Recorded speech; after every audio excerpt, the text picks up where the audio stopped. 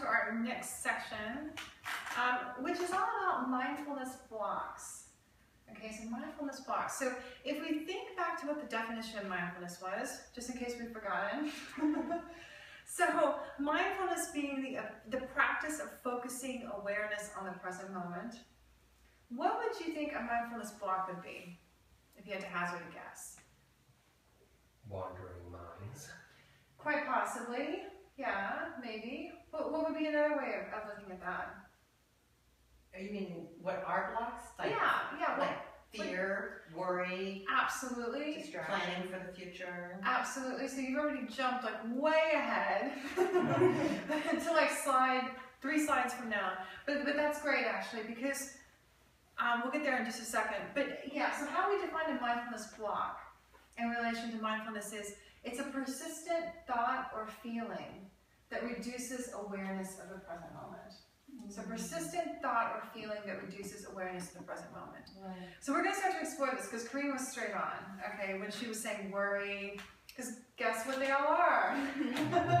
So you can see here a number of different common mindfulness blocks. Worry, anxiety, judgment, anger. I mean, there's plenty here. I'm not going to literally read every single thing that's on here.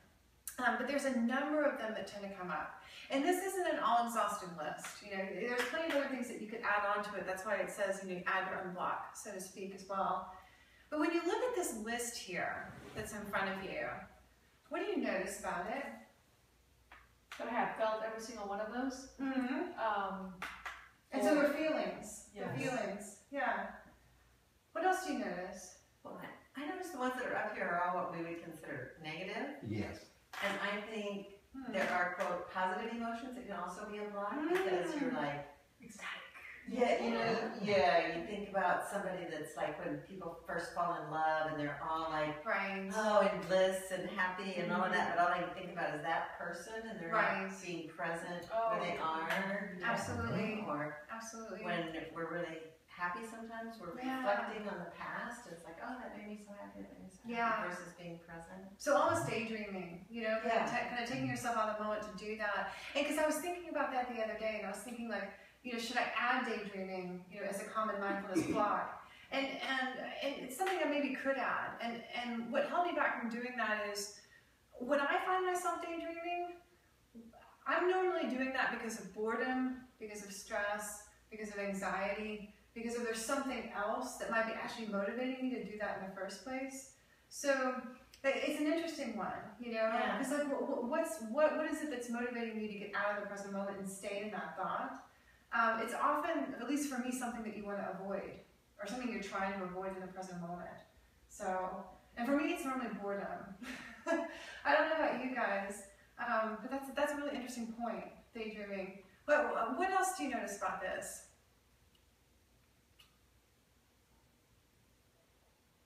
They're all internal. Yes, I was wondering if someone was going to say that. And I'm really glad that you brought that up, because these are all internal blocks. These are things that we create for ourselves.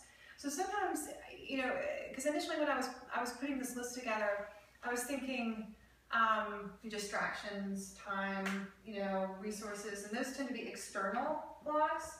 And we're going to talk about this a little bit later on in the day, and there's an activity we're going to do around that. But right now we're going inward. So we're going in to kind of go out, because what I've found as a coach, and Donald and Jennifer, I'm sure you've probably found this too, the more you coach folks, and Corinne as well, because you're a coach, that we do a great job of derailing ourselves, more so than probably anybody else could do sometimes. We create those blocks for ourselves. So I want to spend some time diving inwards to understand that a little bit. So one thing I want to get clear on before we go forward, and I might be opening Pandora's box, and I'm going to ask a provocative question. So if these are all emotions, and we're also saying that they're mindfulness blocks, are we saying that you don't want to feel your emotions? No. Right. Okay, so what are we saying? What do you think we are saying here? That we're attached to our emotions. That we identify with them. Yeah, I recognize them, yes.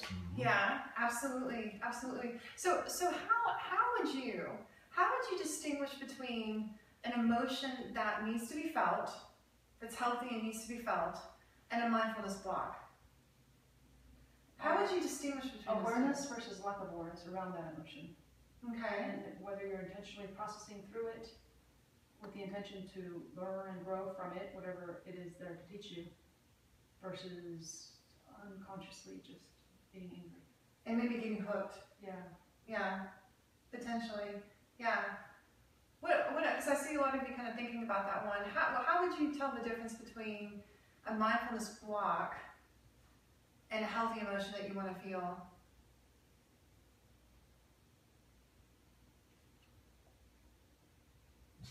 Got one. This goes back to this iPad coaching. Is the anabolic, catabolic, energy, catabolic energy. You know, which one is positive energy, which one is negative energy. Right. So going back to maybe what Jennifer was saying, if you're processing something to learn from it and grow, versus you're getting sucked into it and you're not moving forward, maybe. Yes.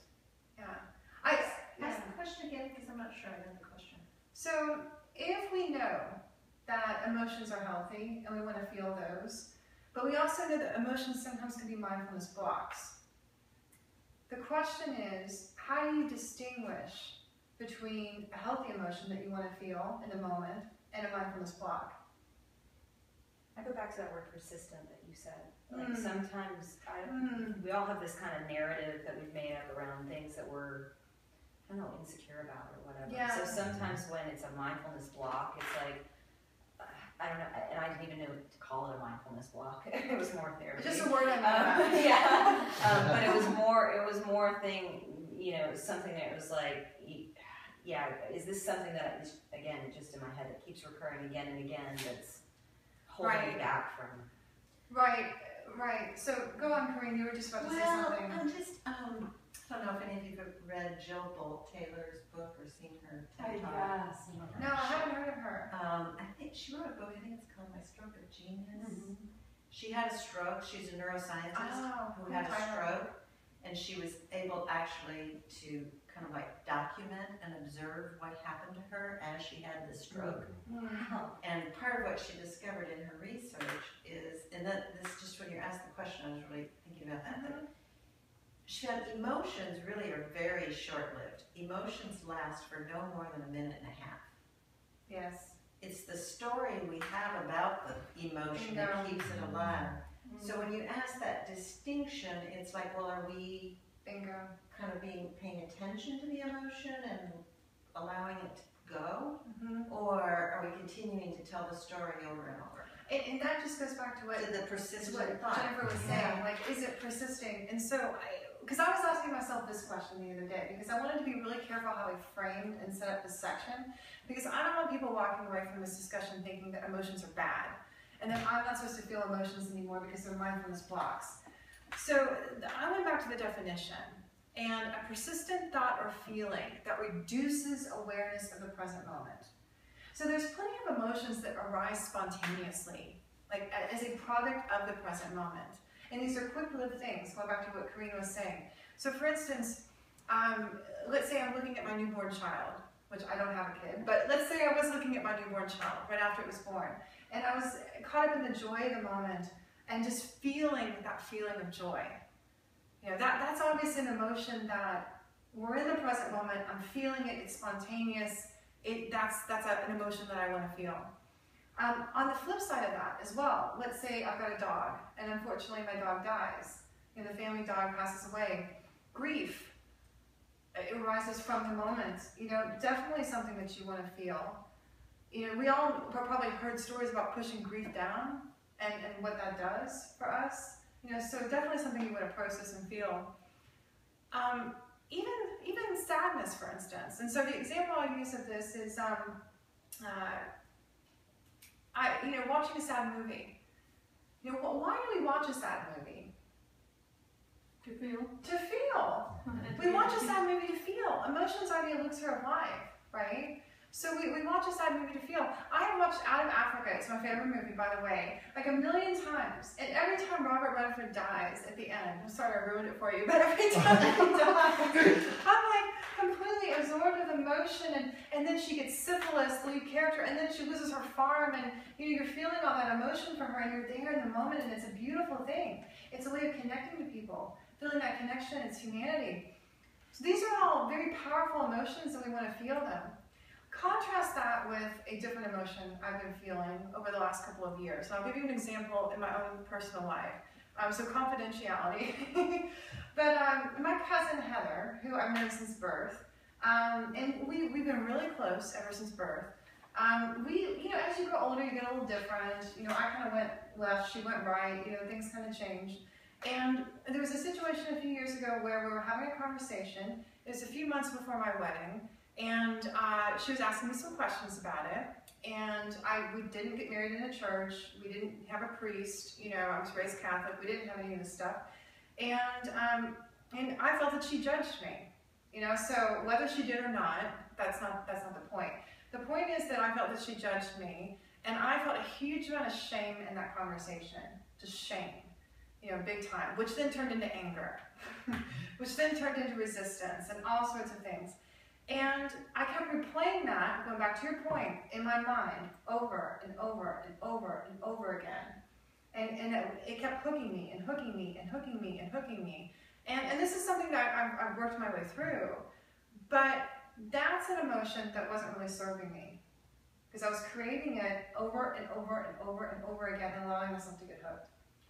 So I'll give you another example of one that is more related to work. So in the run-up to actually doing this program, I was, obviously like a little bit nervous about getting it finished, and the procrastinator that I am, I left some of it probably to the last minute, and then I was sitting down trying to work on it, and the whole time there was a tape playing in my head. Oh my God, oh my God, oh my God, WTF. What are you going to do? You're never going to get this done. You're never going to get this done. Everyone's going to hate it. The tapes that we play in our minds, the stories that we create, going back to the points you were making, anxiety. So much so at one point that I couldn't even concentrate on what I was doing. It's a mindfulness block. I couldn't concentrate on the exact course I'm trying to do because I was too worried about the future outcome of it. So often when you get caught in the block, you're focused on the past, on something that happened in the past, or you're focused on the future, and you're worried about something that's going to happen, like that rabbit chasing the thing around the track, you never quite get there. So does that help in terms of distinguishing this? Because I want to be real careful how I set this up to make sure that nobody goes away thinking, and we're not supposed to feel anymore, now that I've been to a course on mindfulness. So I just wanted to clarify that.